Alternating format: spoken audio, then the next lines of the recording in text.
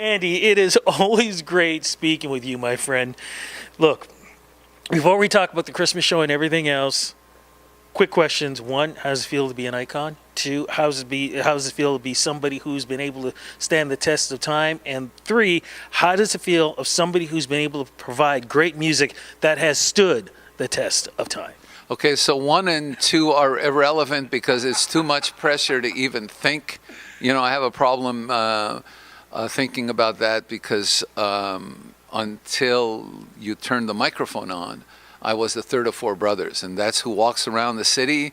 That's who walks around and makes dinner and does the stuff that I do. So from that point of view, icon and all the other words, thank you, but I can't handle it, so I don't think about it. I think it doesn't apply to me. Number 3, regarding songs. Well, now I can talk to you.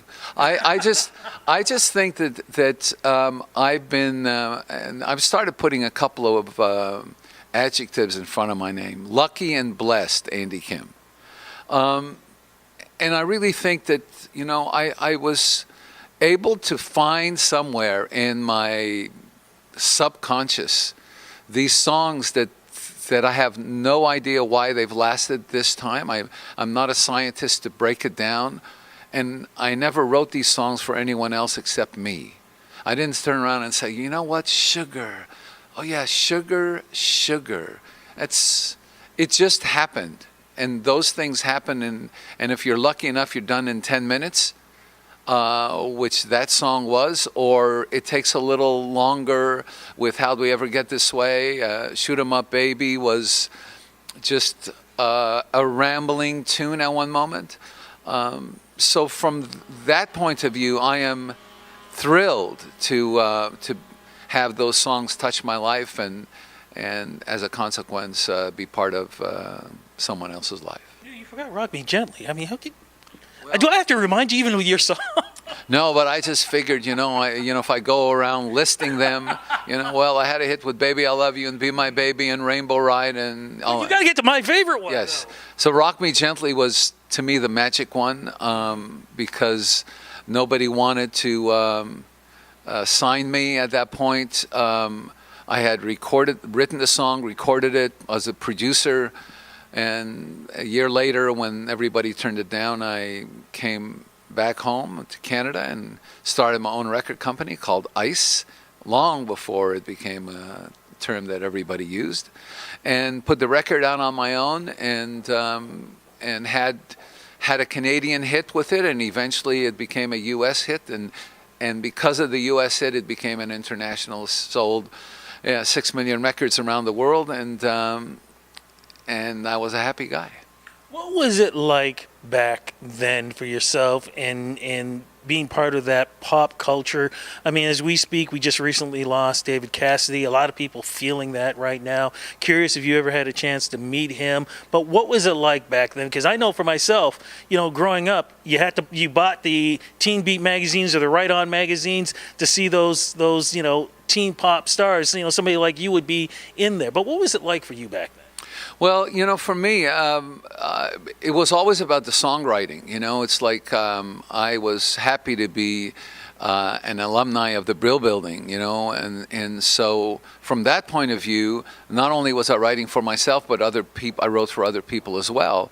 Regarding David Cassidy, here's what you call iconic, and he was part of a television show with his stepmom. His father was a famous actor. So he's part of that family, the Cassidy family. And I think he kind of surpassed probably his wildest dreams because he couldn't, walk out the door. It was almost very kind of Beatlesque about him, except he was one guy. The Monkees were a band, but he was one guy, and so I think that somewhere along the way, he understood fame because his parents were famous. But when it got to him, I think the balance between him wanting to be a serious actor and what television does for you, and what pop music does for you, if you think that is a consequence of that television show. Look, I didn't know him well, but I knew his music and I knew his persona just like everyone else did. How could you not love maybe one of the original Biebers, you know? How could you not love him? I think he was just a perfect teenager that you wished lived across the street. But here's the thing. He spoke about his demons before he passed away, the things that he went through that affected his career later on in life. Because once you grow up, you can't be a teen star forever. What did you do for yourself to be able to survive that transition from the way music would change, but for you to still be able to do what you did, because you're still releasing music, and still be able to find something yourself that you're enjoying what you're doing, even though the audience may be different?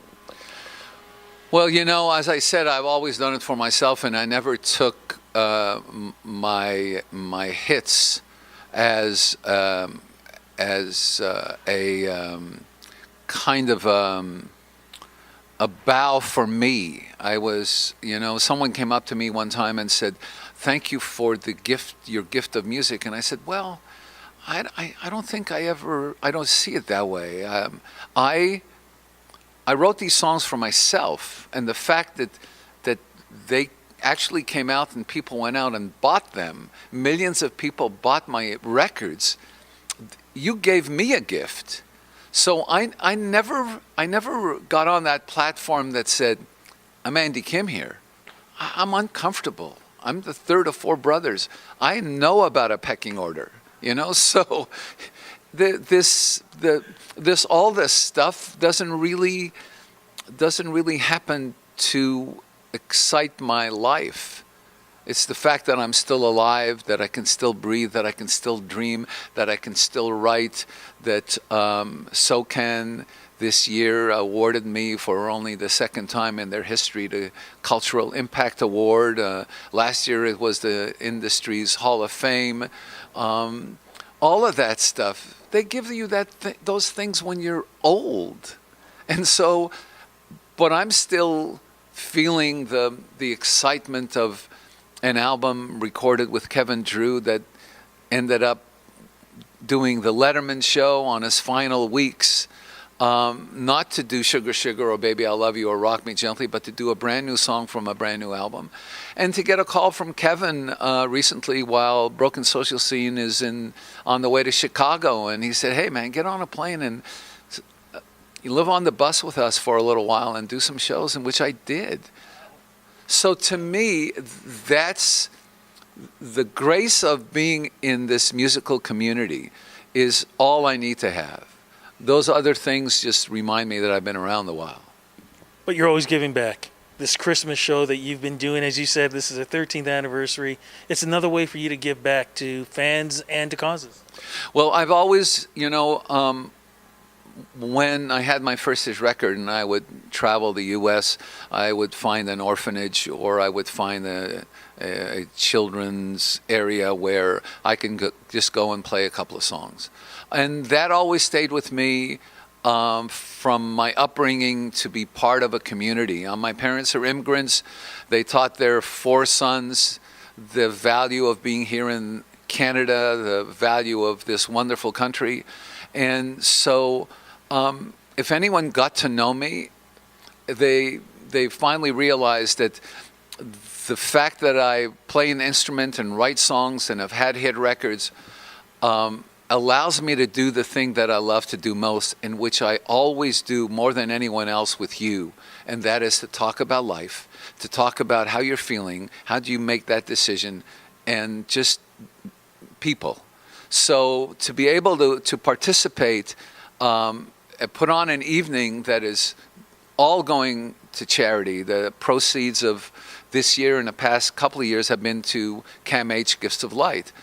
And I tell everybody when they ask me, why CAMH? Well, it's the hurt that you don't see. If my leg were in a cast, I'd have some people autographing it right now, But when you hurt deep down inside and you can't figure out how to balance your world, there's a place that you can go to. And they accept you with open arms. And Gifts of Light is lately has become an environment where you can get a new pair of jeans and if you showed up with just a bathrobe, they can really help you. Strictly on just a little thing about feeling better about yourself. I know when I buy a new pair of jeans or a new T-shirt, I look and this makes me feel good. Self-esteem. That's what you hope that people have. We all hurt on the inside, but if you know that there's a community that can help you and care for you, it's a better community. Better community is a better city. It's a better country. Who's going to be performing this year? Okay, I have the Sheepdogs. I have members of the Strumbellas. I have Maestro. I've got Hoxley Workman. Choir is showing up. The first person that I called to be on the Christmas show, Ron Sexsmith, is with me again this year. Danny Michel, Michelle Pagliaro, and Andy Kim, of course. yes, and Andy Kim and Kayla Diamond, who's a young and up-and-coming artist, which I always try to find. You know? There's big superstar, and just breaking out right now. Too. Yeah, and so if I've forgotten someone, please come to the show so that you can see my mistake. New location. You had a new location last year, and it's back again this year. The first time last year, I went to the Queen Elizabeth Theater, and before it's been clubs. So basically, the Mont Club or the Phoenix. Mostly the Mott Club, and people are drinking, and it's a club, and they kind of listen, but they don't listen. So I decided to try something different, and the first time I went to look at it, I had seen the Queen Elizabeth Theater before because I went to see Ray Davies there, and I went to see Ron Sexsmith. But when it was an afternoon with no one there, and you look at all the empty seats, and I'm just staring out and I'm realizing, oh my, they're all going to be looking and listening to what we have to say and musically. So it's a different thing, but it turned out to be great. All the instruments were ready to be played and all the artists had a great time. So I'm trying it again this year. Cannot wait for this. What's the date and time? It's Wednesday, December the 6th. And the doors open at 7, and the show starts at 8, and we're done by about 10:15, 10:30. And tickets? Tickets, you can go to livenation.ca, ticketmaster.ca, and if you want to, you can go to live.andykimmusic.com, and there's a donate button. You can donate 50 cents or $1, and it goes right to CAMH. Love it. New music for 2018? Yes, I've been writing, and Kevin has talked to me about, hey, you need to do a new album, and I hope there's another album in me, but there's always a new album in you. Sometimes it's an excuse so you and I can get together, basically. I love it. I don't care. Whatever excuse you got, we'll do it. Look, my friend, thank you so much for doing this. But thank you for the great music over the years. Thank you for giving back to the community. But I can say, too, thank you for the friendship that we've been able to share for so many years. You know what?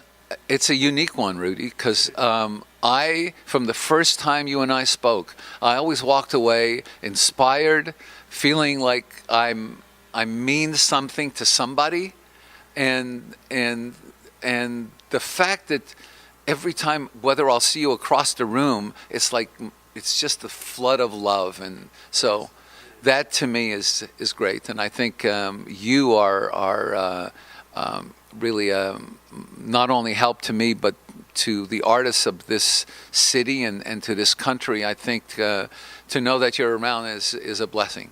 I thank you for that, sir. And again, thank you. And hey, happy holidays. Hey, happy holidays to you, my friend. God bless you.